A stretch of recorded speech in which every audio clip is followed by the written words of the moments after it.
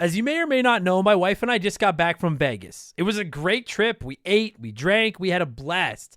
But then we got home and looked at the credit card, and I gotta say, it doesn't matter how much fun you're having, $25 for a drink is a ripoff. Frickin' Vegas. I hate getting ripped off, and so do the lads over at Harry's. They spent years watching the razor blade companies rip people off and said, no more. Not all heroes wear capes, my friends, and they want to prove that they're legit by offering you hot dogs a $13 trial set for just $3 at harrys.com/RTG. I've been telling you about them for months, and I'm genuinely proud to have Harry's as a sponsor of this show. I wasn't kidding. The plastic, futuristic-looking crap razors you get at the store are overpriced and they're poor quality. Harry's blades are crisp, clean, and classy. They're the kind of razor you'd expect your grandpa to have on his bathroom counter. And most importantly, they work. Shave after shave, they're so smooth, they're precise. I used to go through the crappy store blades all the time, but Harry's are built to last. And they're not just better quality than the other names, they're more affordable. And they deliver. Just set your schedule, and for as little as $2, new blades, shaving creams, lotions, everything you need, right to your door when you need it. I genuinely cannot think of a reason not to try Harry's. And I'm not just saying this because they're sponsors. They're the best shaving supplies I've ever used. Try them out, and if you're not happy, your shave's on them. And unlike the other subscriptions, they're really easy to cancel if you want to too, which is a nice bonus, but believe me, you're not going to want to cancel. Getting ripped off isn't funny. Switch to Harry's. Get started with a $13 trial set for just $3 at harrys.com/RTG. That's harrys.com/RTG for a $3 trial set.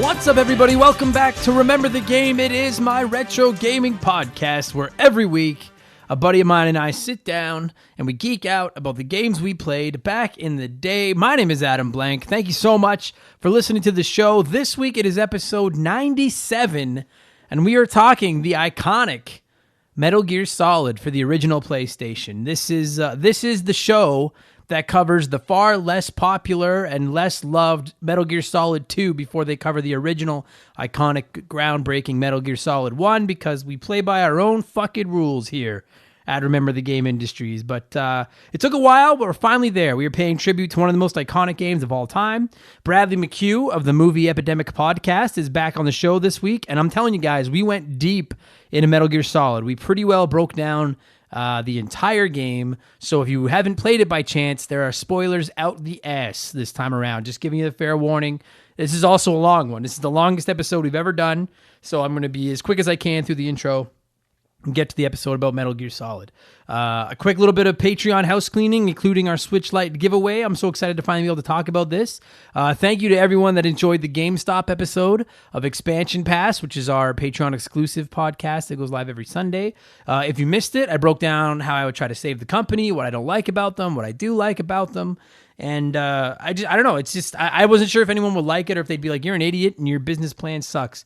But people were like, hey, you're an idiot, but your business plan actually isn't that bad. So thanks for the nice feedback there.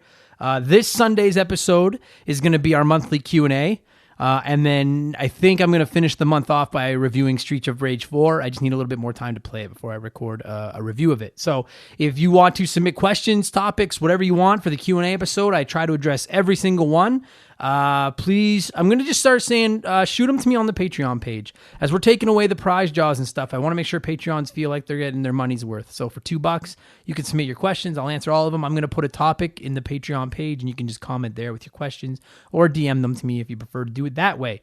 And if you want access to those, plus all of our old episodes, including a bunch of great game reviews and stuff that are in there, plus the ability to suggest games, vote on polls for the games that we talk about, submit questions, get a shout out on the show, all that stuff, just like these people are going to do. It's patreon.com/rememberthegame, only $2 a month. Massive thank you to the following people. And I know sometimes when I do these shout outs, I try to give everyone a little bit of like a joke on their name or anything.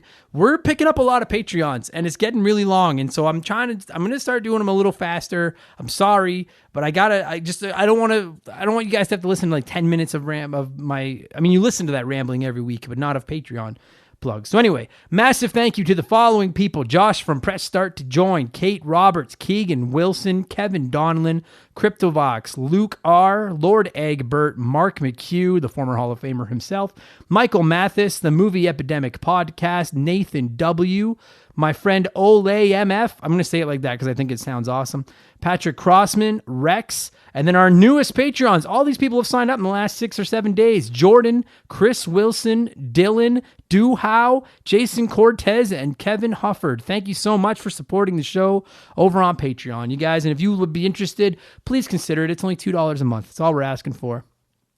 Quickly, the Switch Lite. I know that's what some of you are here for. We are giving away a Nintendo Switch Lite with episode 100, which will be going live on June 10th. I am looking at the Switch Lite right now. It's 5 feet away from me. It's that turquoise color. It looks really sharp. I took it out of the box just to see what it looks like. Dude, Switch Lites are rad. I think it looks awesome. Here's how we're giving it away. We can't do Patreons pay for entries into a random draw anymore. That's against the rules, and I don't want to get in trouble. So if you are on Patreon, if you are supporting us as of the beginning of June, so if your June 1st payment goes through, you are automatically getting an enter into the draw. If you do not support us on Patreon, you can get in on the draw anyways. It is free to enter, no purchase necessary, okay?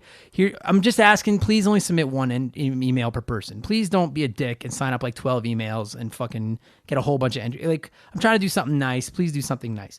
What you got to do, if you want in on our draw for the Switch Lite, send an email to memberthegame@gmail.com. The email is in the description of this podcast, so you can't miss it.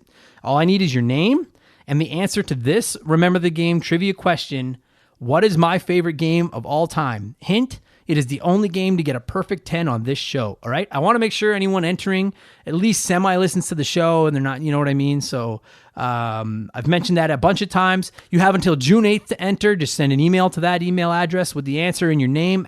It's memberthegame@gmail.com. You have until June 8th. I'll reveal the winner on episode 100 on June 10th.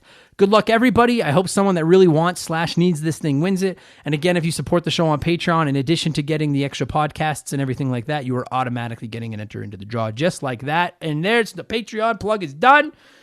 News. I don't have a ton of news this week to talk about, partially because I'm trying to hurry up and partially because there's not much. But the big news, I think, over the last 7 days is that we are getting a new Paper Mario game. And that announcement came out of absolutely nowhere. I woke up to a text message from my pal Chris, and then I sent a message to my pal Mark and my buddy Brad, and they both lost their minds too. And we're all excited. It came completely out of nowhere. Paper Mario, the Origami King, is releasing on the Nintendo Switch on July 17th. I'm very excited, but I will be waiting on a review before I buy it. And there's 2 reasons for that. The first reason is because I don't think we should be pre-ordering stuff. That's just me. It just gives companies a pass for releasing broken games if they've already got your money. They're like, yeah, we'll patch it eventually, stuff like, nah, fuck that, okay?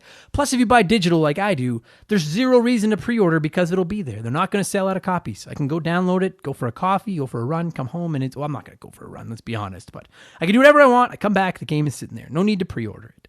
Second reason, the early Paper Mario games, i.e. Paper Mario on the Nintendo 64 and Paper Mario the Thousand Year Door on the GameCube, are awesome. Fucking awesome. Paper Mario on the Wii was, yeah. And it's been a very up and down franchise since those first 2 games. They seem to be hinting that they're going back to the roots. God, we can hope for that. I'm very cautiously optimistic that this is going to be a good game.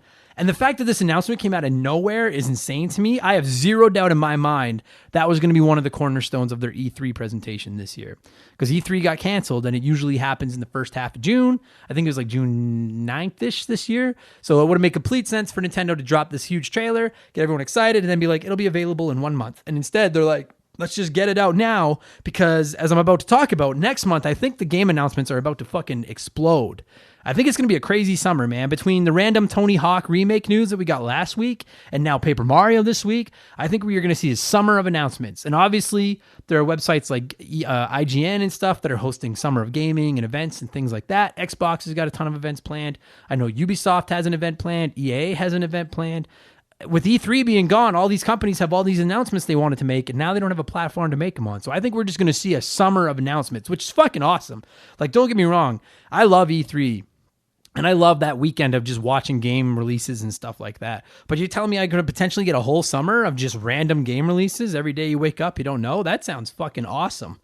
Right? And the thing is once you get into the fall, nobody wants to compete with the PS5 or the Xbox Series X. They don't have an E3 to promote or stuff at this time. So I think you are going to just see each of these companies trying to beat each other the punch and shine each other up and everything like that. And I think it's going to be a fucking awesome summer for game announcements if you're a game nerd like I am, and I'm assuming most of you are. And I'll tell you guys, just right now, June, Last of Us 2. July, Paper Mario and Ghost of Tsushima, which looks pretty fucking rad for the PS4. August, PGA Tour 2K21. September, Tony Hawk remakes and Cyberpunk. That is a freaking summer right there. Like, I have no need to go outside at all. Outside, there's viruses and giant hornets. Inside, there's just a dog and old video games, and that is fucking what a list of games this summer. And then we got new systems in the fall, right? Plus potentially these Mario remakes, and who knows whatever else fucking pops up. That's exciting shit, man. I'm pumped. And that's it. I think that's all the big news this week. Like I said, it's a long episode as it is. I'm going to get into what I've been playing, and then we'll get into Metal Gear Solid. What have I been playing over the last 7 days? You may or may not be wondering. A lot of Final Fantasy 15 on Game Pass. Like I mentioned last week, most of the Final Fantasies are going to come there, and my goal is to just try to finish all of them, or at least most of them. Final Fantasy 15 is okay. And I think if you read any review, anyone talking about it, that seems to be the overall consensus, is it's like, you want to love it, but you don't. And I feel like that's how I feel. Every time I play it, I'm like, I want to like this so much more than I do. Story is a fucking disaster. The combat is hit and miss. The characters are cool. The graphics are great. I want to see how it ends, so I'm going to play through the main story, but I don't think I'm going to do any of the side quests or anything. My pal Daniel, I was texting with him about it, and he was like, I've played through it once. I feel no need to go back to it. And I'm like, yeah, fuck yeah. Like, I get it now. Exactly. So I'm playing that. I'm also playing Super Castlevania 4 as per last month's Patreon poll. Spoiler, it's great. I'm pretty excited to talk about it here on the show. And I'll tell you guys, like, I fucking love my SNES. I'm playing it on my Super Nintendo Classic. I haven't played my Super Nintendo in a little while, and just fired it up in that controller and the graphics. And I fucking love the Super Nintendo so much. I've been playing Streets of Rage 4 on my Xbox. The more I play it, the more I like it. I'm going to drop a review next weekend. And that's going to be from the perspective of someone that's never played a Streets of Rage game before. So we'll get into that on next Sunday's expansion pass. And then finally, I'm trying to get through Mario Sunshine on the GameCube. You may have seen my profanity-laced tirade about it the other day. The camera is fucked. Left goes right, right goes left, and you can't change it, and that's really fucking with me. But I am finally getting comfortable with it. I'm further in it than I've ever been, and I am going to finish it so I can do a podcast about it. And so I can cross it off my list and say I've beaten every Mario game. So that's it. That's what I've been playing. And then stuff like Tetris and Picross and Slay the Spire and just lots of video games because I have nothing else to do. Good enough. Let's talk Metal Gear Solid. This might be the fastest intro we've ever done. Episode 97. I know it took a long time for us to get here, and a lot of you have been asking for this game, and here it is. Regardless of what you think of this franchise, what you think of the story, what do you think of any of it, I think most people consider this game to be a classic. It just is. It's a first ballot Hall of Fame game. I know I do. I consider it a classic, and so does my guest this week, the Movie Epidemic podcast's Bradley McCue. I am going to cue some music. Get comfy, and again, massive spoilers. This is a long episode. It breaks down the whole game, so you've been warned. This game originally released all over the place on the original PlayStation on September 3rd, 1998. Let's talk Metal Gear Solid. Here we go.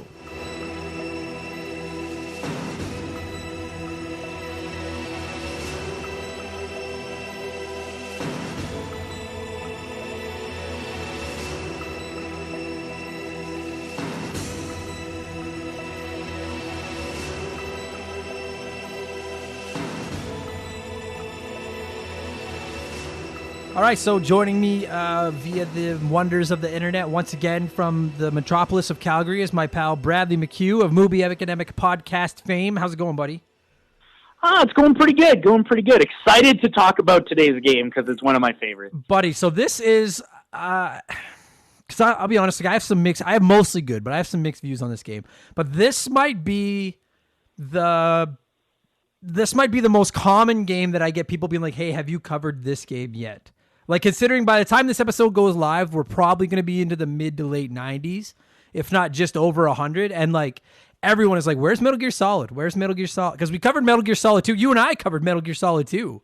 Like 20 episodes ago. A while back, yeah. Yeah, but this is the one that I don't know why it took so long. It's always on the game list. Every time people look at the game list, no one ever says, I want to cover Metal Gear Solid. And so when you suggested it, I was like, yeah, fuck yeah. Did you replay the game for this podcast? I replayed it. Yeah, I played it on my PS Classic, I would say 3 or 4 months ago. Yeah. Right. So I just replayed it this week, and oh boy. Do I ever... It's like, okay.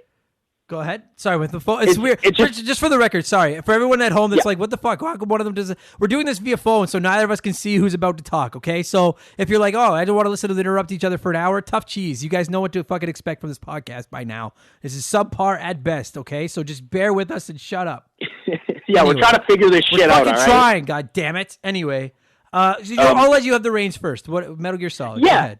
Yeah, for sure. So I replayed this game this week. Of course, it's a game that I was thinking about it, and I think like the same way that like I would use Mario and Zelda as like a definition of my childhood, I would say the Metal Gear Solid series is like my teenage years. Like these are like I think I discovered this series when I was maybe 12 or so, and I was instantly in love.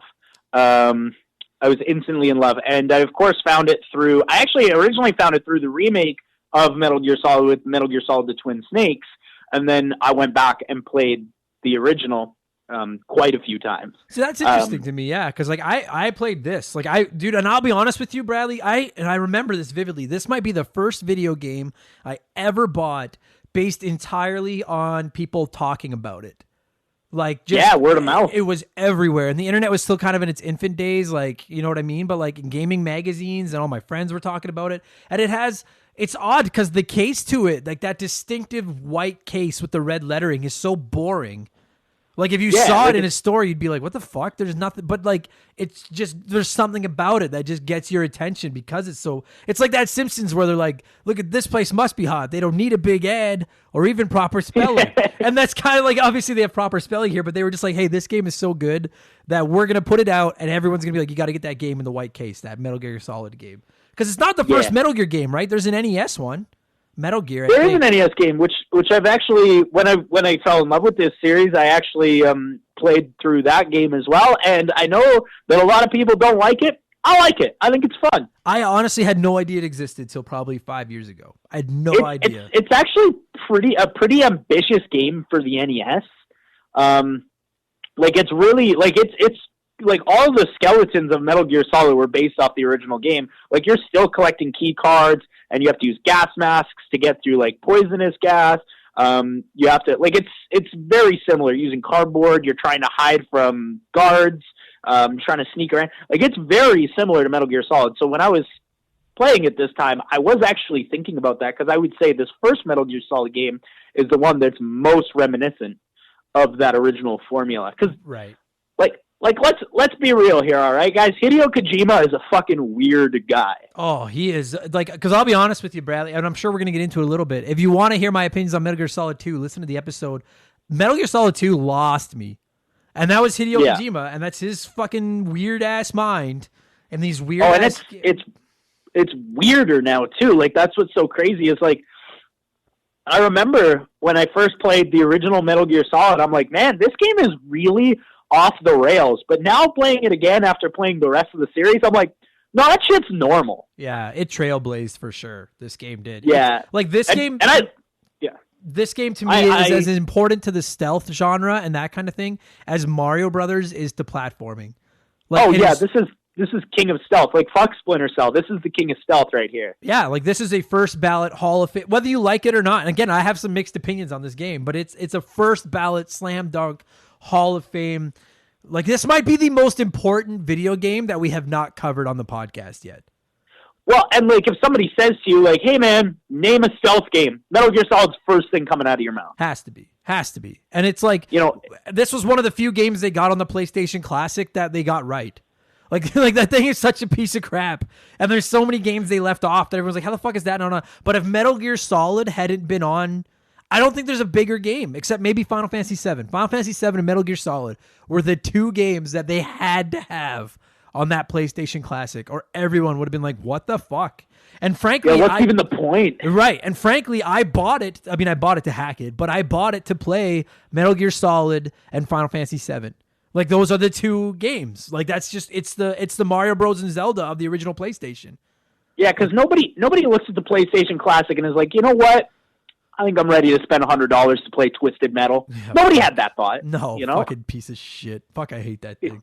But anyway, Metal Gear Solid. So this game, that's crazy that you played I never played the Twin Snakes version. Is it basically the exact same game, or is it like a remake with like better graphics and stuff like that? It's like the better graphics, but there is a big difference between the original and this one, and that is you can shoot in first person mode. Oh. And that's the big draw of that version, because you can't, in Metal Gear Solid 1, you can go into first person mode to look around, and there's one weapon that you can use in first person mode, and it's the Nikita missiles, which, by the way, if you didn't know that, holy shit, is that ever useful information. I didn't know that. Fuck, I just replayed this game and I didn't fucking know that. They're way easier to use in first person mode, because like you're actually following them. You just have to make sure you're watching the map. Like, especially in like that Raven fight where you have to use the Nikita missiles to sneak around him. Right. Just make sure you're watching the map to make sure he's not going to where Snake is still standing. Oh, fuck. I did not know that. This game is like, okay, because that was one of my big criticisms. And I understand, like, listen, I played this game when it came out with my friends on my original PlayStation. And at the time, it probably didn't seem like that big a deal that we couldn't shoot in first person mode, because we just hadn't played anything like this before. So we were just like, well, that's fine. That's just the look around mode. We can't attack. But then you actually start playing, like, if you go back to it now after 20 plus years of being able to play games where you can do stuff in first person mode, and it is just it's crippling. The amount of times that I died because I would shift into first person mode and then forget that it's just instinct. I want to be able to do something in this fucking mode, and instead all I can do is look around. Oh God, fucking damn it. Yeah. Metal Gear Solid Twin Snakes 2 also does have one other thing that I really like. And that is all of the same actors came in and re-recorded their lines. Really? Which is an important thing to note, because there's 6 years between the original and the remake. And all of those people became better actors in that. Still not great, but better. Oh, that's crazy. I didn't know that. Fuck yeah. Some of the acting in Metal Gear Solid 1 is rough, dude. Yeah, but you know what? I listen, because I've played. That's another game I played for the first time on this PlayStation. When I got my PlayStation Classic, I finally played the original Resident Evil, which I really, really liked, by the way. But the acting is so cheesy that I fucking love it. I'm like, it's either make it good or make it like awfully awful, terrible bad. And I always think that, like, as far as bad acting goes, the king of bad acting in video games is Castlevania Symphony of the Night. Yeah, that's probably fuck, we got to cover that game on here too. Yeah, you're probably right, that game. I would do that game if you're yeah, I love that game. I got to replay that game, but we definitely got to do that game. But Metal Gear's a masterpiece. So Metal Gear Solid, like, we'll do the good, then we'll do the bad, because I think there's more good than bad. This is like one of my favorite games of all time, for sure. There's so much good about this game. Like, first of all, the story is great. Like, the story itself, a little convoluted, maybe, but as a whole, it's great. Yeah, that was going to be one of my good and bads, because I respect the fact that they're trying to tell an incredible story. And this game, like, I'm a big fan of like the Uncharted's and the Last of Us, like those first person, very narrative driven games. And yeah, like games that play out like an action movie. Yeah, and this game almost played out like a spy movie back in the day. But like, there are times, and even replaying it now, there were aspects where I was like, what the fuck is going on? Like, I get that they have this like machine Metal Gear that like has nuclear weapons and it's terrible and stuff like that. But then they're like, wow, but there's also this other snake, and this other snake is kind of like your brother, and you were both made from this other guy. And I was like, what the fuck does that have to do? And so is everybody else, apparently. Yeah, like I love like Hideo Kojima or Hideo, whatever. Mr. Kojima. Mr. Kojima, to his credit, he's trying to do something off the wall and crazy and tell a story, and he does. And I really liked the nuclear weapon aspect of it and the terrorism and all that kind of stuff. Well, and I think it's very interesting to have a team of Japanese developers and Japanese story writers writing a narrative about the disarmament of United States nuclear weapons. Absolutely, yeah. And I like that part. That's a very interesting and intense angle to take. Oh, no question. And I loved that part. It was just the fucking... it was weird. Like, I never hated any of it, but I just was like, at one point, it felt like I was reading two books at once. Do you know what I mean? Like, sometimes, like, there's a lot of stuff in this game that I think, like, if you play the other games, it makes sense. And I think there's, like, a variety of, like, there's actually a game on PS3, I think it is, called Metal Gear Solid 4 Database, which is just, like, information. Oh, wow. And really? It's free. You can download it as long as you have Metal Gear Solid 4, but it's just information. And it's, like, it's a lot of information. That's a good idea, because there's a lot going on in these fucking games, man. But and let me tell you, Metal Gear Solid 4 is the worst for all this shit. Like, there's so much going on in that game. I have no fucking clue what it's about. Yeah, it's almost like he has a vision, and everyone was just so afraid to tell him no that he was like, and we're also going to do this, and this is going to happen, and don't forget that. And they're just like, yeah, okay. Like, your game's going to sell, because the game itself is going to be rad. It's going to sell 1 trillion copies. Fucking do you, man. Stick as much in there as you can. Well, the thing is, like, this particular game, Metal Gear Solid 1, I've played through it maybe, like, 40 times. Like, this is a game I've played through a lot of times. And I hadn't played it in maybe like 5 or 6 years when I booted up this week, and I was watching the opening thing, and they're like, Foxhound is made up of these people.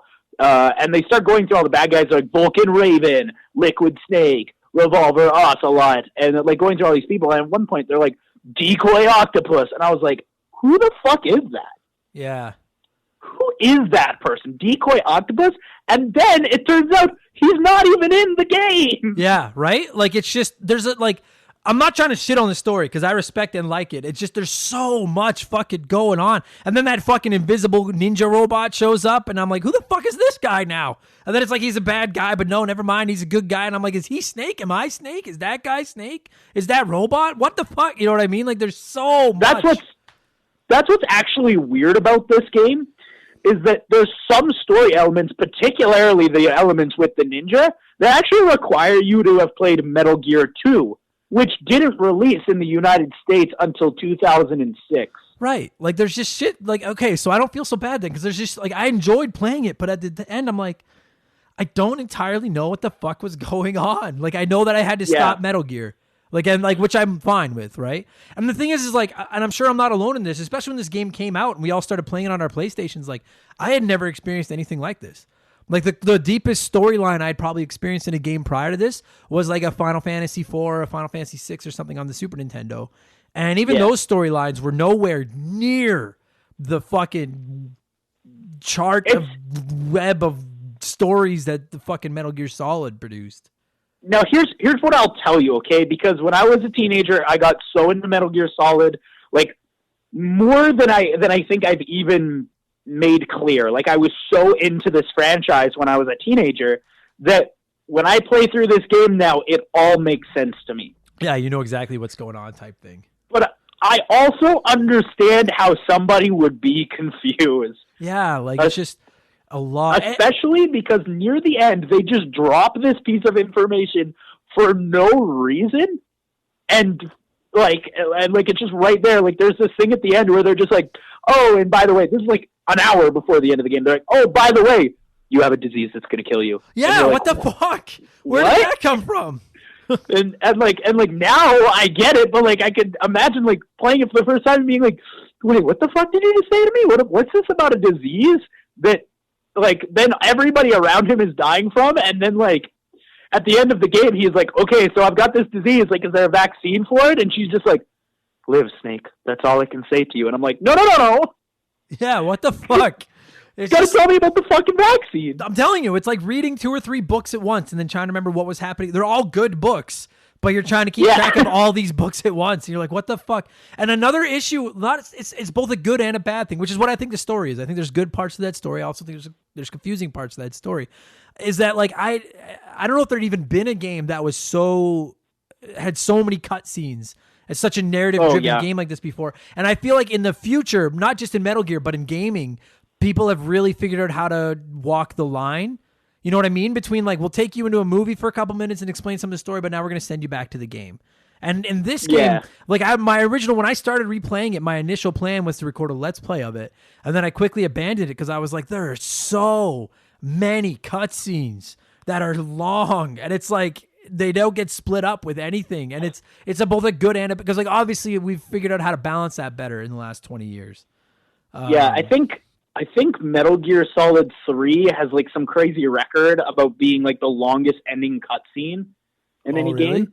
Or maybe it's Metal Gear Solid. No, I think it's Metal Gear Solid 4 because I think the ending cutscene to that game is like an hour and a half. Holy fuck. Fuck that. Yeah. Like this. Which like, also don't get me wrong, 3 and 4 are the 2 best games, but they're also the ones with the most cutscenes. Right. And like, and I don't know, maybe this is just my personal preference, but like after a couple of minutes, I start getting like, I'm like, okay, I want to play. Do you know what I mean? Like, and maybe that's just me. Maybe that's the type of gamer I am. I didn't hate them, but it hit a point where I'm like, okay, I want to play now. And it's like, no, you got to listen to more. And it's like, well, I want to play now. Like, fuck. But you can't skip it. If you skip it, you're fucked. You have no idea what the fuck is going on. It gets especially annoying, like if you die during a boss fight, which by the way, you will. Yes, you will. If you die during a boss fight and then they spawn you outside the door, this is actually also something that really annoys me about this game is that like sometimes there's just things that are just like not quite right. Like how so? You know? When you go into a boss fight, the amount of life that you have left is what you have. And if he kills you, you're respawning with not full life. You're respawning with half life again. Oh, right. Yeah. And that was something that really pissed me off because like when I was fighting the Vulcan fight, I was going in with like a sliver of health and I'm like, okay, I'll just die and then come back in with full health. Whatever. Yeah. No, you're trapped now. If you hadn't saved and like you could reload an old save file or something, you were done. God. Here's what your most your best option is for that is to go back far enough to a point where stuff that you've already collected is starting to respawn and start collecting rations. Yeah, and just stock up. Yeah, and just stock up. And so like when I went in to fight the Raven fight, I didn't have full health. I only had 2 rations. I got my ass handed to me. And then I had to spend, I'm not even kidding, 45 minutes going back. Yeah, that is, to get shit. That is fucked up. Because the thing is like, I feel like because you're right, the boss fights will kill you. But I also really respect how creative they got with some of the boss fights. The boss fights in this game are fucking amazing. They're just they are. They're just very trial and error. Like there is no run into an area and it's just, well, there is one just straight up fisticuffs boss fight and it fucking sucks. And that's right near the end. But the final fight with Liquid is terrible. Yeah. But most of the boss fights, there's like, you got to figure out like, okay, so like, when am I going to, like, sometimes you have to go into your radio or eventually your radio will call you and they'll be trying to give you tips on like, you got to do this, you got to do that. And it's like, oh, and which I think is phenomenal. I love that trial and error, figure out the weakness, find the chink, find the cheat code to get through this. But you're right. It's like when you fucking die and then it reloads you back up and you don't have any fucking health. And it's like, oh, I can't do trial and error if I don't have any goddamn health to go in and do the trial and error with. It's both a good and a bad thing at the same time. It's frustrating, but it's so clever because I get so bored of just like, listen, I love Mario, but Mario boss fights for the most part are jump on a head 3 times and it's over. Yeah, it's a Bowser boss fight. Yeah. Whereas like in this game, like from like every boss fight is different. And like, I mean, I'll ask you, do you have a favorite? Because I know right away what my favorite boss fight is. This show is sponsored by BetterHelp. Everyone that listens to this podcast knows about our illustrious CEO, my dog Molly. But the other silent partner behind the scenes is my wife. And let me tell you, my friends, a 17-year relationship with another person that has to talk to and live with you is a lot harder to maintain than one with a dog. We've had our ups and downs, and as you all know, a relationship isn't all sunshine and rainbows. They can be a lot of work. You get out what you put in when it comes to relationships, and talking to a therapist can be a fantastic way to put in some work. They can help you work through your issues, learn to communicate better, and even just provide you with an ear to bend when you need it.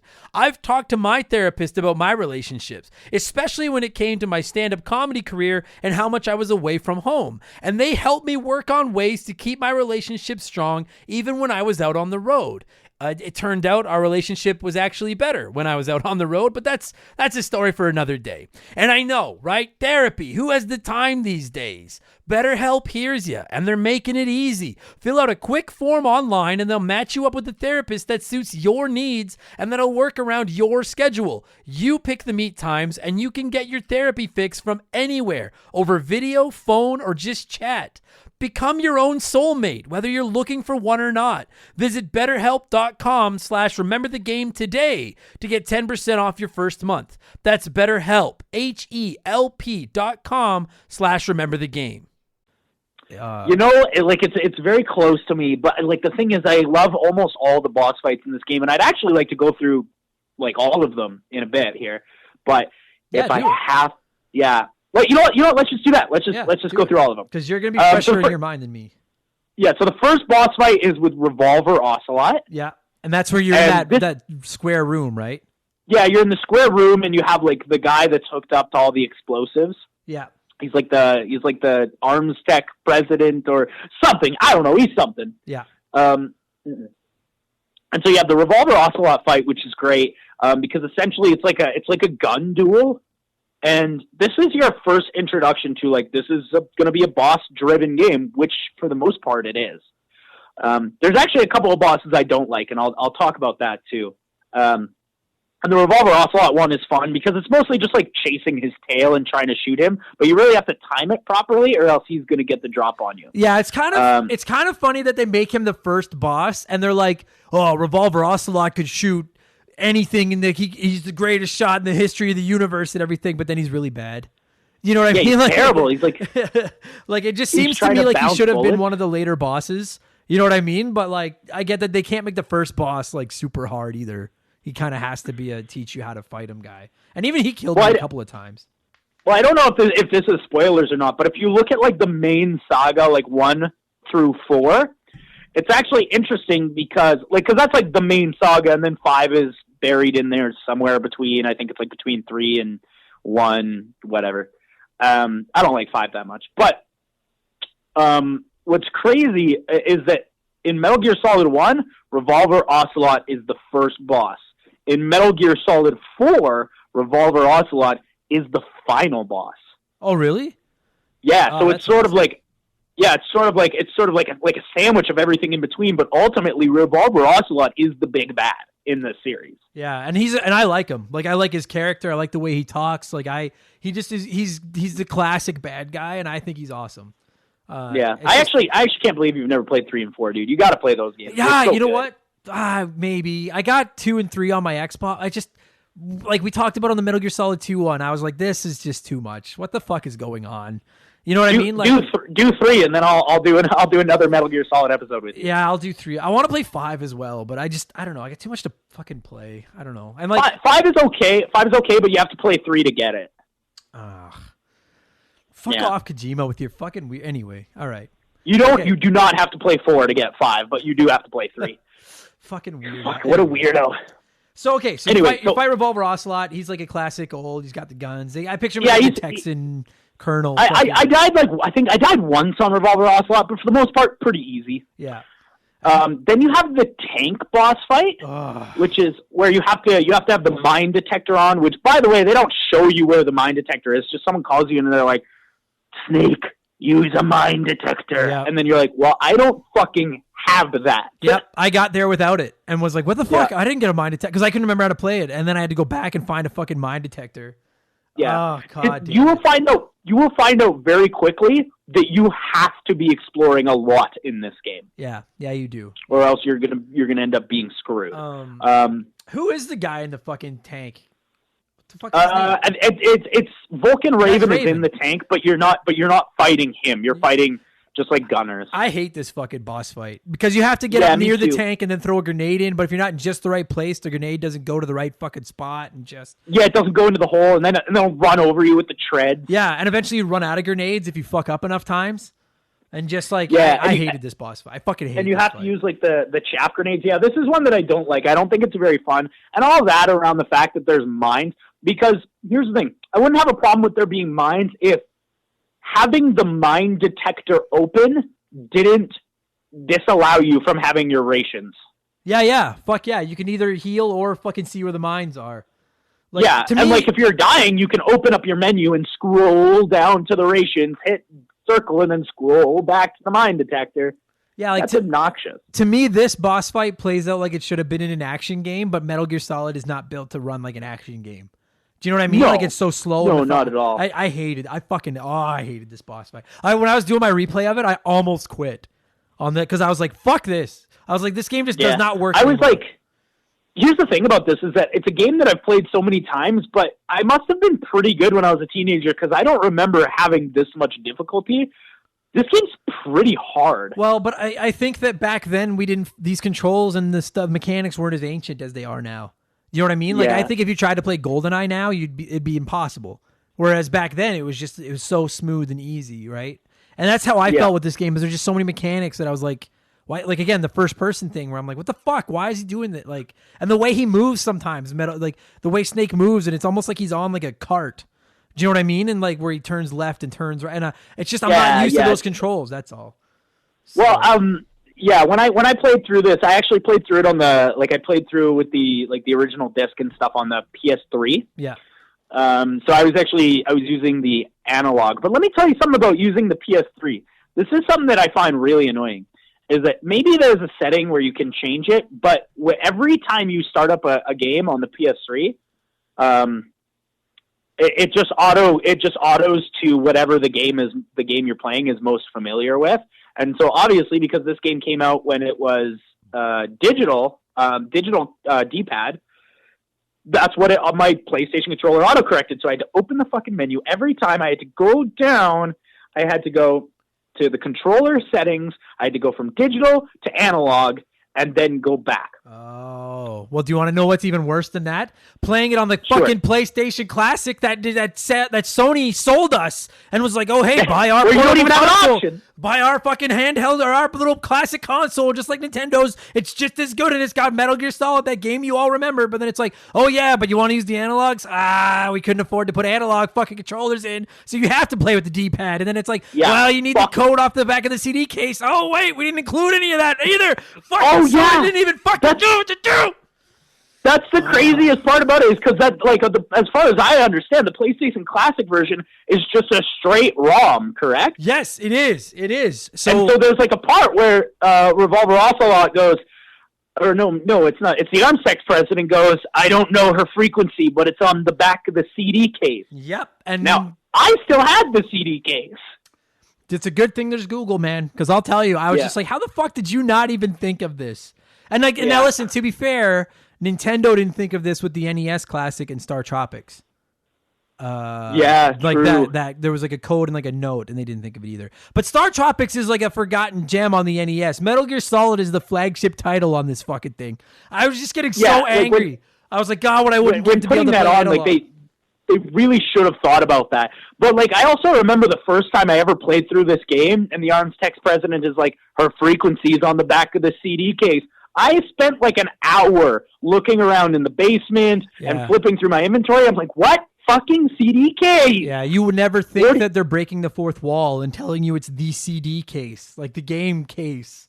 Yeah, and then like, I think even when I was a kid, I ended up Googling it, and then I'm like, because like on the back of Twin Snakes for GameCube, on the back of the case, there it is, man. Yeah. There it is. So it's fucking... is the God, it's so fucking, it's so clever though, and that's what I like about Kojima. I like the mad scientist aspect of it and doing shit like that. Like it almost felt like Hideo Kojima was using it to collect tested data to see how we'd all respond to these situations. Right? Yeah. Like it's such a bizarre thing that realistically we shouldn't have all loved so much, but we can't help it. And honestly, there's not a lot of games doing that even today with the breaking the fourth wall shit like that. Like this was really cutting edge stuff. And speaking of the fourth wall, is the next boss fight Mantis? I think it is. No, not quite. We're almost there. Who do you fight the next after boss fight is the Cyborg Ninja. Oh yeah, like you're in Otacon's underground lab and he pisses his pants. Which, by the way, I wanna stop there and talk specifically about Otacon. Okay, I like dude's best character. Yeah, he's fucking rad. I love that character. I fucking love it, and he's in all of these games, except for obviously Metal Gear Solid 3 because it's a prequel. But he's in 1, 2, 4, and I think for a stint he's in 5. For like a very short period. Or like his dad's in 5, I think, maybe. He's such a rad character. The guy that works for them, but he knows that nothing is like that they're doing something wrong, and he's kind of like your man at the computer, like to reference Spider-Man. He's the guy in the chair. The guy in the chair. He's the guy in the chair, yeah. That's what he is. And he is such a great and he's a chicken shit, but then he's also got some balls near the end, and he's a phenomenal character, man. Yeah. Oh, and he's just, I would say as far as character development goes, between this and Metal Gear Solid 4, between 1 and 4, like he's got the most. Oh, is that right? Like he's the most interesting character in all the games that he's in. Yeah, I wish he was in Metal Gear Solid 2 more, but there's a whole thing with his sister in that game that's pretty good that I actually really like. But yeah, he's I forgot all about him until I ran into him in this scene where he pisses his pants and stuff, and I was like, that's a good way to start. Yeah, right? Yeah. Like, and he's like, and the way that, like, he's got, and I think it's so ingenious that they gave him the invisibility cloak, because then they could keep working him into the game without him getting killed. Because you're like, why the fuck is this guy not dead? But if they make him invisible, then it makes sense. Getting around. Yeah. And not only is he can go invisible, but he saves you at one point when you're locked in the cell. Well, and like, what's crazy about this is that what I love so much about Hideo Kojima and how crazy he is that he assumes 100% with this character that you've played the other game. Yeah. So he's like, you've played 1 and 2, right? Like the old ones from the 80s, and you're like, no. And he's like, too bad, because we're just going to give you information from those games like it's nothing. Yeah, right? Like it's... And then, because like they mention, because like Gray Fox is like your mentor in the first Metal Gear game, but he's on the opposite side of you in the second Metal Gear game, and you end up having to kill him in like a minefield. It's a pretty cool boss fight, actually. It's a good game. But this is my issue. Like, I'm confused right now. And I literally just, you know what I mean? I'm just like, why? Why do you have to have such a weird fucking story? Just make the game. You've made one of the most clever, ingenious games of all time with all these crazy mechanics that we've never seen that are going to trailblaze for the future. And we're all respecting it. And we're all like, this is really cool. But then it's like, by the way, here's 8 fucked up stories that go back to games from the 80s that half of you probably even weren't alive to play. And if you don't follow all of it, it doesn't make any fucking sense. Yes. Exactly. Makes me insane because I want to like the game more than I do. I like the game, but the story drives me fucking crazy. But you have to do an insane amount of inferring if you never played Metal Gear 2, which of course if you played this in 1998 when it came out, you didn't fucking play it because it wasn't out in North America yet. Having said that though, fucking what's his name is awesome. Gray Fox? Yeah, no, the fucking geek. Otacon. Otacon. Yeah, he's a great character. He looks like a geek. He sounds like a geek, but yeah, he's fucking perfect. I really like Otacon. Yeah, and he becomes like the more he progresses as a character, like the more well-rounded he becomes. I love that character. But anyway, this brings you on to the fight with Gray Fox, which is probably maybe my favorite fight.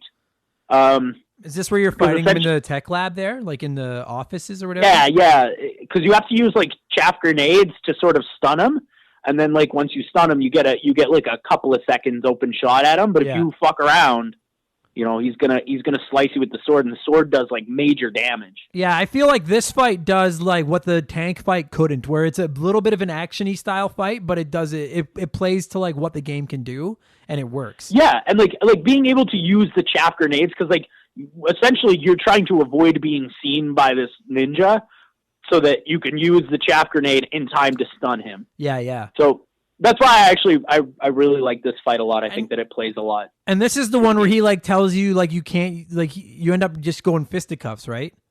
Like you end up just punching and stuff. Yeah. Eventually he's just like fuck weapons, let's just fight. And I thought that I also like. That's badass. I really enjoyed that. Yeah. Yeah, and then you're punching him. Although he's being real weird. He's being real weird about it. He's like, "Yes, give me pain," and you're like, "Ew, gross." Yeah, he's like telling you to hurt him, and you're like, "Oh, well, yeah." Okay, He's well, like, "Hurt me more," and you're like, "Ugh." But yeah, I agree. That is a great fight, and he's a cool character, and I like the setting and everything, and yeah. So yeah, like he looks awesome. Yeah. Now, I think that's something that we've been neglecting to talk about a little bit, because we've been talking about how great this game is, and sort of tiptoeing around some of the stuff that's not so great about this game. Visuals are fucking horrendous, dude. Yeah, they are. They are. This is maybe one of the worst agings. I can imagine in 1998 seeing this and being like, that's amazing. Yeah. But this game has aged worse than any game I can think of visually. I agree. Maybe Final Fantasy VII also. I agree. Because, like, listen, like, I've never hidden my disdain for this era, the Nintendo 64, PS1 era, Mario 64, Ocarina of Time, Final Fantasy VII, Metal Gear Solid. I don't think any of those games look that good. And I know that at the time that was the best they could do, and we all get it. But you're right. I don't know if any of them have aged as badly as Metal Gear Solid. Like, playing it was just horrendous. Yeah, because like you play Zelda, and at the very least you can see Link's face. Like, you know what that guy looks like. Yeah, you know what Ganondorf looks like. This game looks like a. Like, I don't know how, like, you know, when like I can't draw, but you know what, when someone really good, like an artist is drawing something and they start out with like that really kind of scratchy sketch of the outline with the shapes and stuff, and then they make it looks like they got that far and then just stopped. And we're like, that's good enough.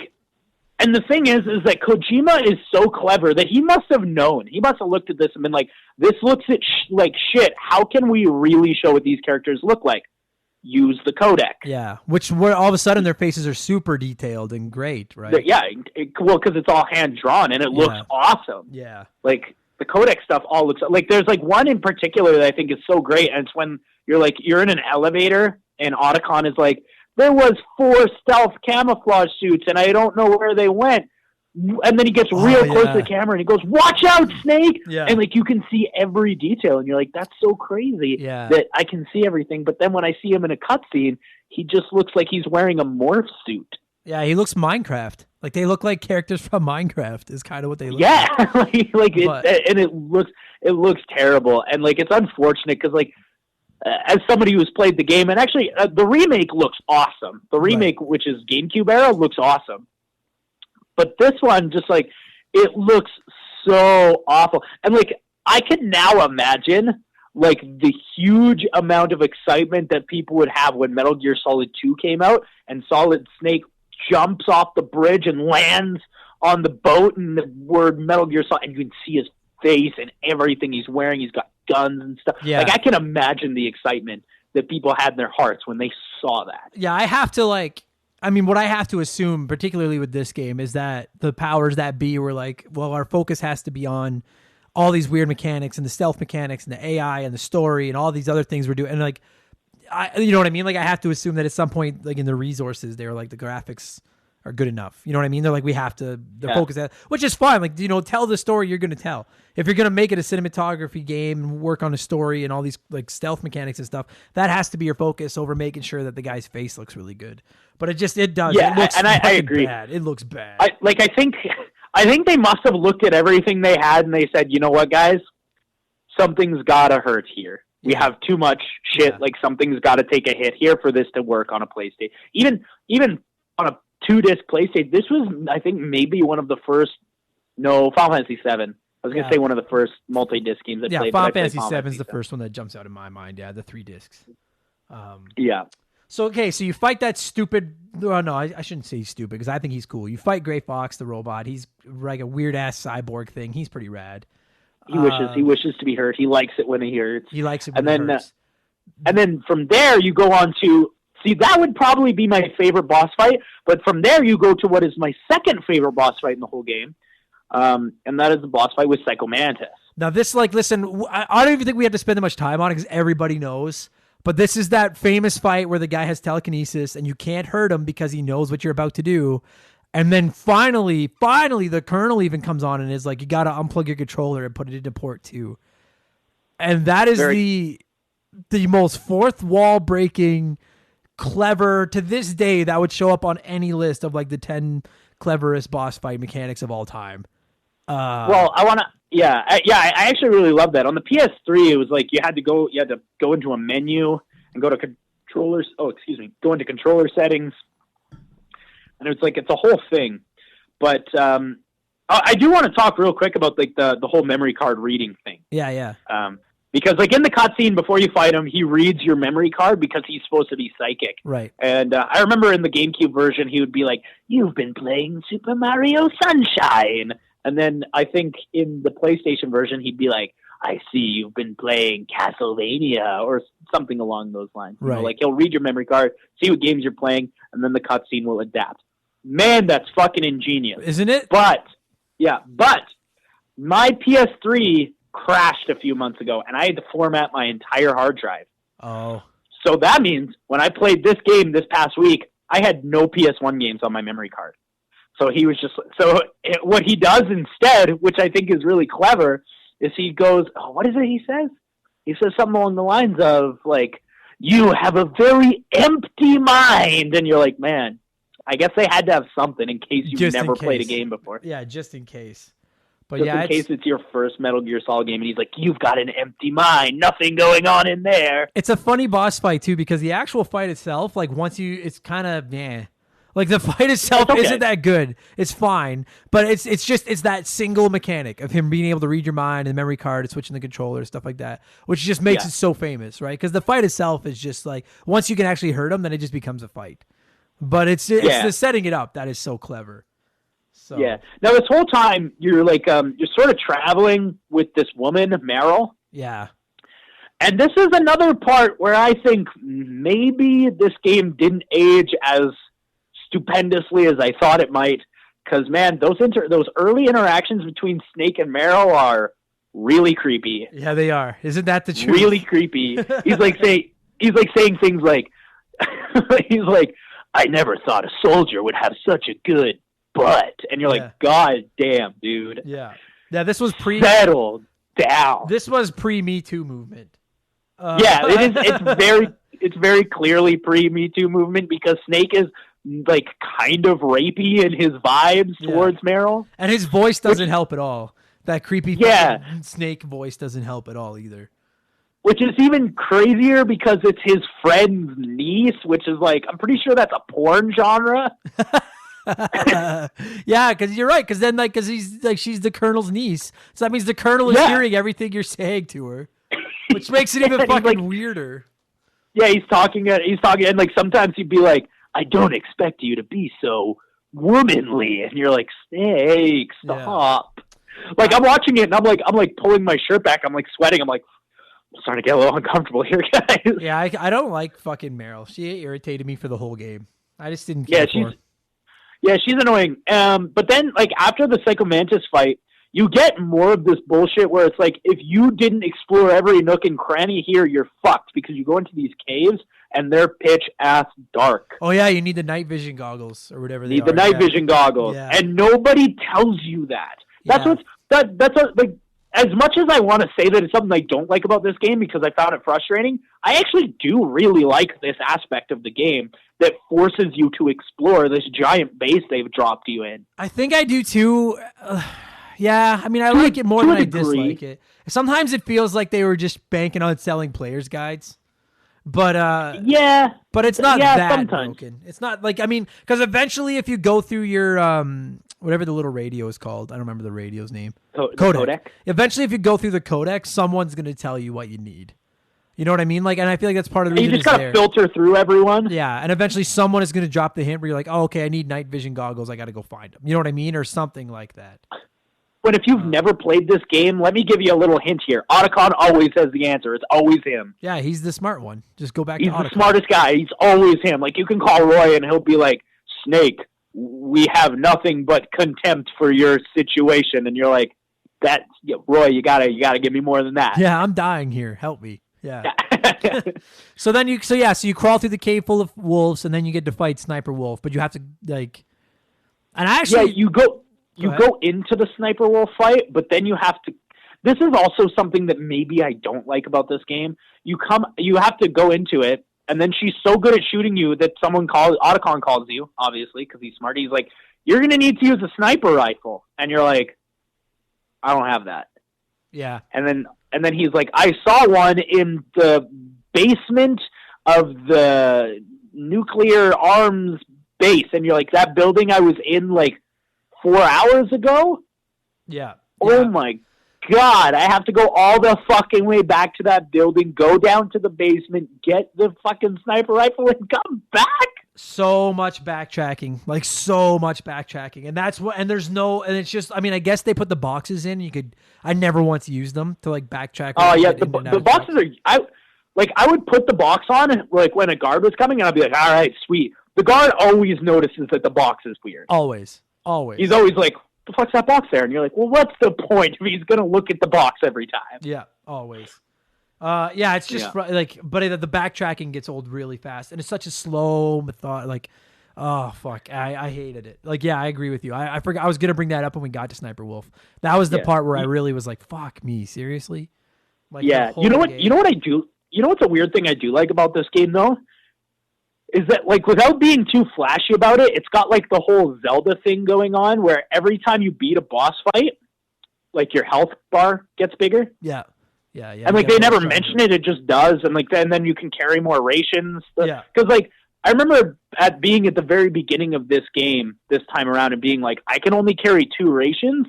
Oh, I'm fucked. Yeah. Like, but by the end, no way I'm going to beat this game. 5 or 6, I think, by the end.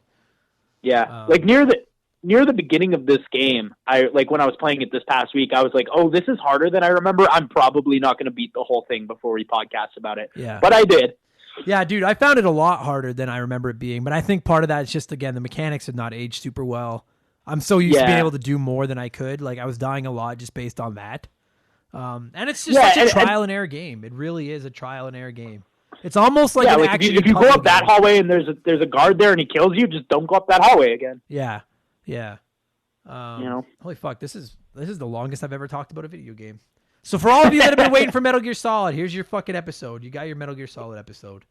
Here you go, guys. You're all juiced up for Metal Gear Solid. Yeah. So okay, all right, let's get back on track. Then there's like that fight with Sniper Wolf where really you're just trying to fend her off in the field. Yeah. Once you get the sniper rifle, you go back. You're really just trying to fend her off and get her to fuck off, and then she arrests you or something. That's the part of this game that I always found so weird. Is like they just arrest you at one point with like 2 of the genome soldiers, and you're like, I've killed so many of those. Like, why couldn't I have just? Yeah. All right, whatever. Now I'm caught. Yeah, just like that. Now you got me. Yeah, you got. There's 2 of them here. I don't know if I can handle 2 of them. Yeah, like again, I get the narrative, but they should have just come up with a cleverer way to catch them. Yeah. Yeah. So. Then there's this part of the game that I think is very clever and interesting, but I also hate it. The torture scene? The torture scene, yes. Yeah. Because the torture scene, like, you have to hit that button pretty fast. And like once you get used to it, it's fine. But if he does end up killing you with the torture, you will, like, if he ends up killing you, you go to the game over screen, but it doesn't give you a continue option. Oh, I didn't know that. I never died on it. That's fucking, yeah, that is ballsy. It doesn't give you a continue option. You have to exit back to the title screen. So after that Sniper Wolf fight, obviously I knew this. So I was like, after that Sniper Wolf fight, I'm saving immediately. Yeah.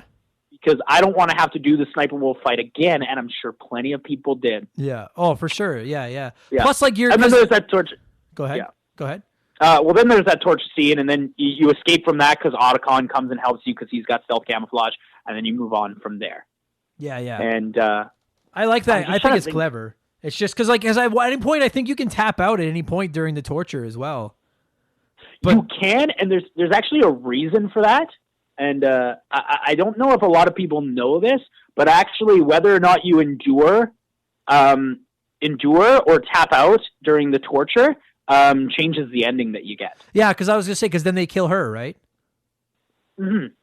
If you give in to the torture, they kill her, and so that exchange that you have with Meryl at the end of the game is actually had with Otacon. Oh, I didn't know that. I knew that she died, and because I did tap out because I wanted to see what happened. But then they were like, I read about it, and they're like, no, they're going to kill her. I was like, oh, well, fuck that. I want her to live. So then I like reset and like finished the torture and got through it. But yeah, that's kind of, I almost would have preferred to ride off with fucking Otacon. I like him better. I would have rather got away with him. I actually like the Otacon ending a lot better as well, even though it's like the coward's ending. The only thing I don't like about it is that it's technically not canon. Right. That ending, the ending where you ride off with Meryl is canon, because if they kill Meryl in Metal Gear Solid 1, but she's in Metal Gear Solid 4, so it makes no sense. Yeah, she has to be. Yeah. So yeah. Okay, so you get out of the torture, and then it's like, I'm trying to think, like, at the last, there's a ton more fucking backtracking when you get to Metal Gear. Because you have to go to the fucking code cards, which drives me fucking insane. Well, there's a few other things before that. Because there's that fight, this is another one of my favorite fights of the game. The fight where you're fighting Liquid Snake in the helicopter. Oh, I hated that fight. I thought it was clever. You didn't like it? I love this one. I think at it. First person shooting, it would have been easy. But without being in first person, it drove me fucking insane. We're on that roof and you got to keep hiding from his stupid helicopter. And then fucking zooming in on him at the right times. I fucking hated it. It pissed me off so much. I died so many times on that fucking fight. Yeah, I died quite a few times on this one as well. To be fair, I've died on pretty much all the boss fights we've talked about, at least once. Yeah, me too. Yeah. Except for I didn't die on Psycho Mantis. No, because once you know how to beat him, he's easy. But, it's fucking easy, yeah. But that helicopter, I like the idea of trying to take down the helicopter and everything. I just kept dying. I think that's the reason I hate it, is because I kept dying. I couldn't get the stupid missiles to hit him right. There's also, this game is just kind of weird, because, there's one point where, right before you fight the helicopter, you're on the codex with Otacon, and he's like, Snake, here's the Stinger missiles. Here's how you take down that helicopter. You have to take down that helicopter. And then you leave for a while, and then you see Otacon again, and he's like, what have you been up to? And you're like, I took down the helicopter, and he's like, what? Yeah, that's crazy. Right. Guy, you knew that's what I was going to do. I forgot about that. Yeah. Yeah. He's almost a genius. He's like, you're an action hero. Yeah, after he told you to do it. Yeah. Yeah, exactly. Okay, so you fight that stupid helicopter. Fucking helicopter. And then from there, we get to what is, without a doubt, my least favorite boss in this entire game. And it's the fight with Sniper Wolf. And here's why I hate it. The one in the field? The one where you're in the snowfield. And here's why I hate it. This boss fight is way too easy comparatively to the rest of the game. It's way too easy. Yeah, it's almost surprisingly easy, yeah. Yeah, you essentially what it is you have to just find her with your sniper scope, and once you find her, you just got to be faster than her, and she's really slow. Yeah, and then you can see her, her breath, coming out from behind the trees and shit, so it's very easy to find. You just keep an eye on her until she pops out, shoot her. Yeah, it's just, I kept expecting something else to happen, and nothing else happens. Yeah.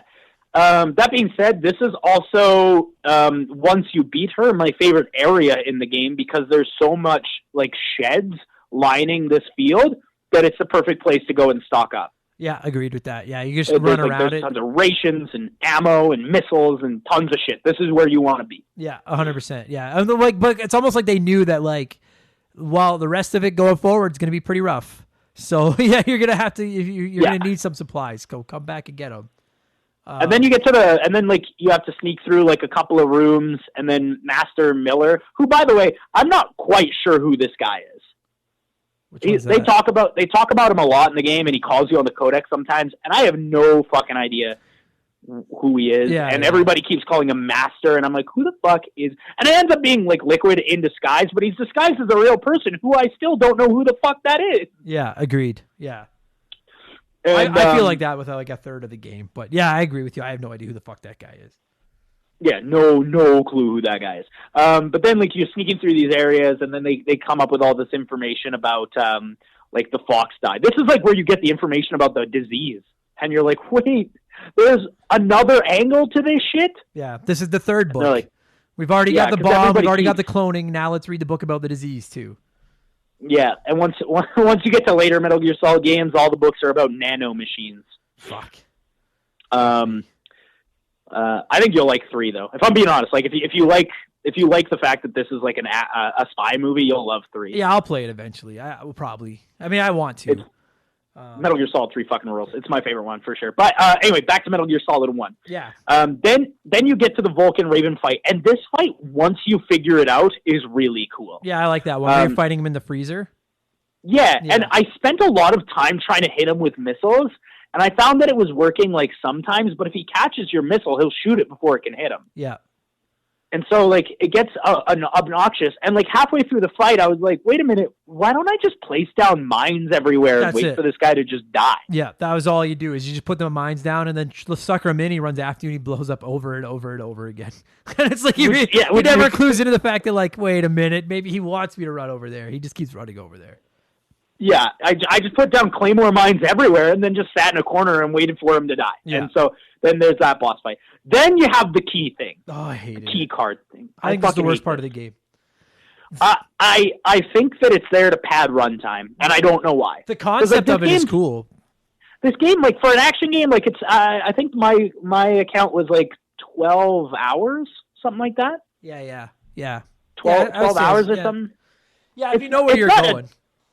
Yeah, it's not and that's 12 hours is if you know where you're going and you've played this game 40 times like I have. Yeah. You know? It's not a short game, so I don't know why they need to pad the runtime. So essentially what this is, you have like this there's 3 key cards that are to override Metal Gear. 3 computers, and you have 1 key card, and essentially you put in the first key card at room temperature. Yeah. Then you have to run back to a freezer, stand in the freezer for 2 minutes straight, run back before it turns back into room temperature. Yeah, before it warms up. Part. Yeah. Before it warms up, you have to run back.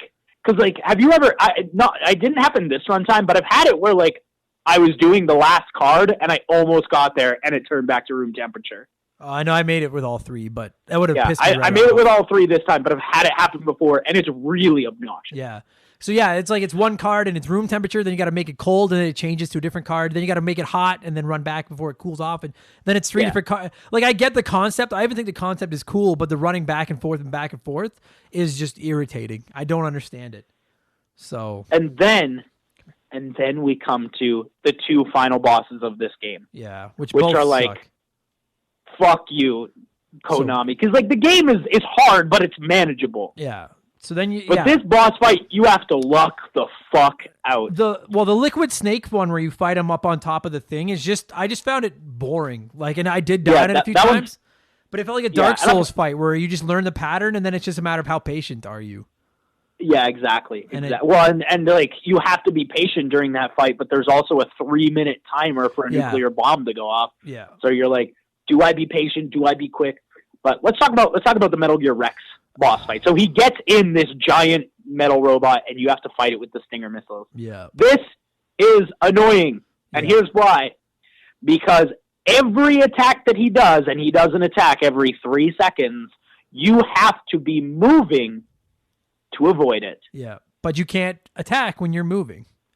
You can't attack when you're moving, and when you put on the Stinger missiles, you can't move while you're holding the Stinger missile launcher. I hated that boss. Like, I tweeted the other day that like 50% of all final bosses suck. This is one of them. This boss fight is just so fucking stupid. The game, it's like the tank one, but 100 times worse because the controls and the mechanics of the game don't work for what they're trying to do with this boss fight. And the actual robot itself is too tall, so you end up having to like you pull out your missiles and then you slowly have to pan upward. Yeah. And this one sucks. I spent like an hour and a half doing like the whole like gamer rage thing over this boss fight. I admittedly only beat it with save states. I'll be honest. I don't care. I save stated it or I wouldn't have beat it. And I was just so fucking angry. Fuck. What's the worst about this? I actually I just beat Ninja Gaiden for the first time, and I did the same thing with the final boss. I was just like, I save stated like between each boss because there's no fucking way I'm going back and doing the whole thing again. Yeah. But anyway, in Metal Gear Solid, you have this fight with Metal Gear Rex, and it's so hard, and finally you'll fucking beat him. And then they play this cutscene where Gray Fox comes back and is like trying to destroy the radar on Metal Gear Rex for some reason, and he's like, I'm going to stop it from moving, which, by the way, he does not do. And after this cutscene, there's like a part where Gray Fox dies, and then you have the second part of the boss fight. Right. Yes. And if you lose at the second part of the boss fight, you go back to the first part of the boss fight. Yeah, which is a problem in a lot of video games. Yeah, which is like, that's fine, but here's what's annoying about that, is that between the two sets of boss fights, there's a cutscene that you can skip, and there's a cutscene that you cannot. Ugh. So you have to watch that cutscene where Gray Fox is like, come on, Snake, shoot me now, shoot me with the missiles. Every fucking time you die on this boss fight, which you will die a lot. Yeah, I honestly, dude, like, I don't remember ever beating this as a kid. I think I did. But I was so close to being like, fuck it, I'll YouTube the ending. I'm fucking done. I was so close. Like, it's a fun, good, great game, and then just this fucking shit-ass fucking... Ugh. Yeah, and like, there's a boss fight that's similar to this in Metal Gear Solid 2, but it works better for the type of game that Metal Gear Solid 2 is. Right. That's my problem with the boss fight. There's worse boss fights out there. It's just the controls aren't meant to work with this kind of boss fight. That's all. Yes, exactly. Then you have the last boss fight, which is just like, it's a fisticuff with Liquid Snake. Yeah, which is kind of... And I have one big fucking problem with this boss fight. What's that? Because it's not hard. No, it's not. It's not that hard. It's just a fist fight with Liquid Snake, and you have 3 minutes to beat him. And you have the exact same amount of health, both of you. Yeah. No rations, no nothing. It's just man-to-man fist fight. Cool concept. Yeah. But there is a big problem with it, is that every time you hit Liquid Snake, he gets damage invincibility, which he always uses to combo you. Yeah. Yeah, it's just cheap. And sometimes you'll punch him once, and he'll immediately go into that invincibility before you can combo him. Yeah. And then he'll just kick the shit out of you, and you're like, oh... Here's a tip for all the game developers out there. You don't have to make the final boss excruciatingly difficult and frustrating. Some of the funnest games I've played, the final boss is just a normal fight, and then you beat him, and you're like, holy fuck, it's over. Like, that's all you have to do. It doesn't have to be cheap garbage. It doesn't have to kill us 12 times. You don't have to do that. Like, just let us finish the game. We just gave you 15 plus hours of our life. Let us just finish the fucking game and move on. One that comes to mind is like the Ganondorf fight in Ocarina of Time is not hard, but it's really fun. Or frankly, actually, I thought the Ganon fight in Breath of the Wild was kind of shitty, but at least it wasn't super hard.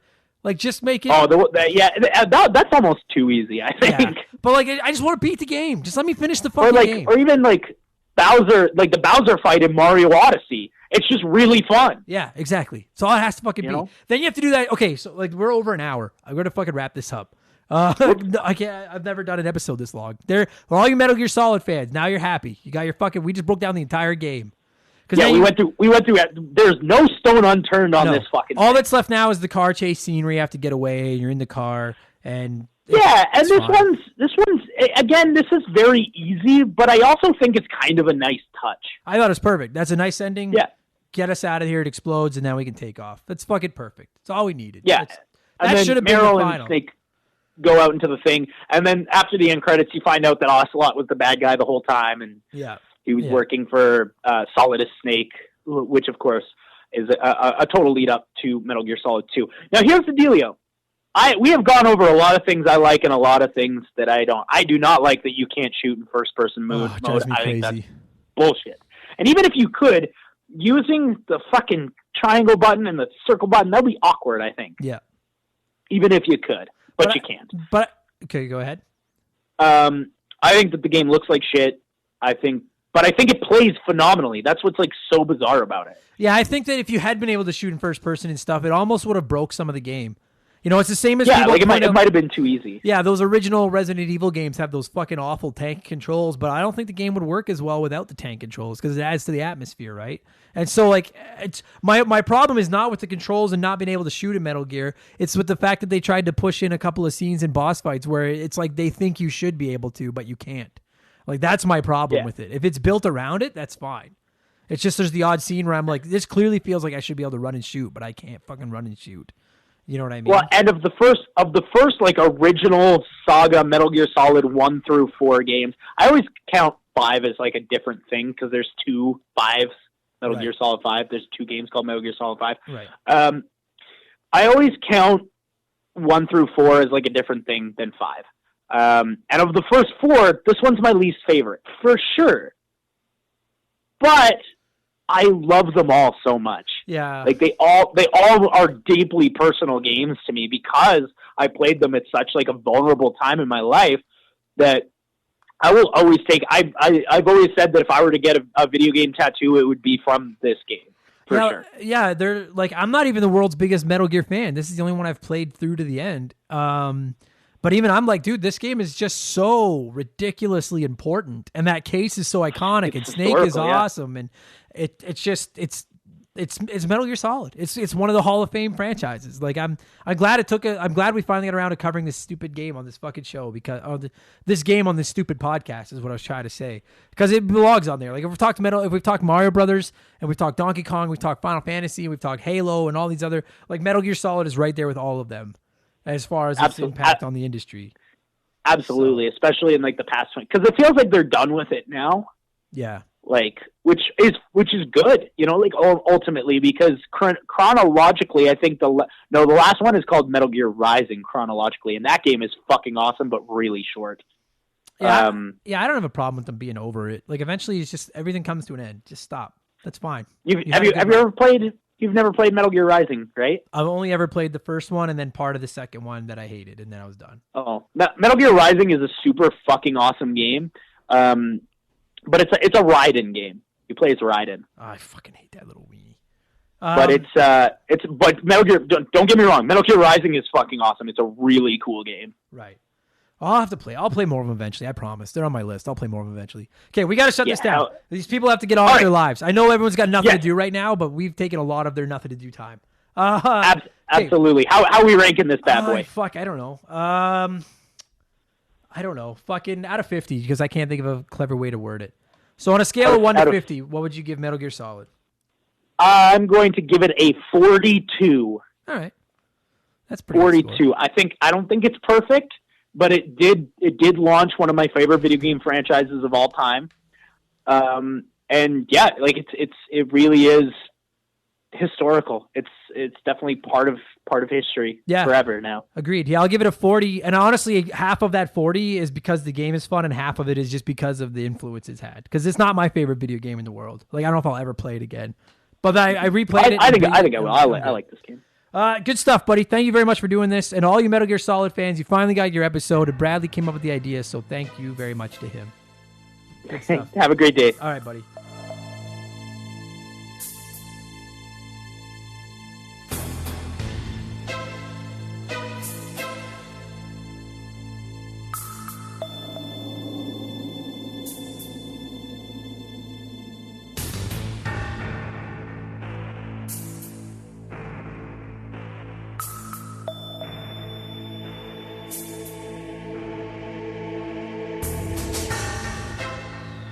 That's going to do it for this week's episode, you guys. Bradley, thank you so much for coming on the show with me and talking Metal Gear Solid.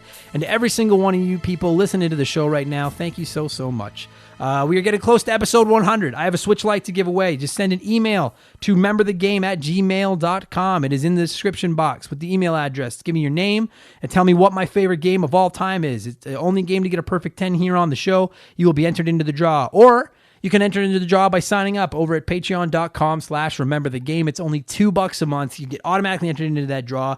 You get to vote on games that we're going to talk about. You get to submit questions for the Q&A, and you get an extra episode of the podcast every fucking Sunday, including all the old episodes. So that's a great deal for $2 if you don't hate the sound of my voice. Thanks for listening, you guys. Thank you so much for supporting the show. I'll be back on Sunday with Expansion Pass's Q&A episode, and I will be back next week with episode 98 of Remember the Game. Wash your hands, clean your controllers, look out for giant hornets, don't play Mario Sunshine, and I'll talk to you again in a few days. Cheers.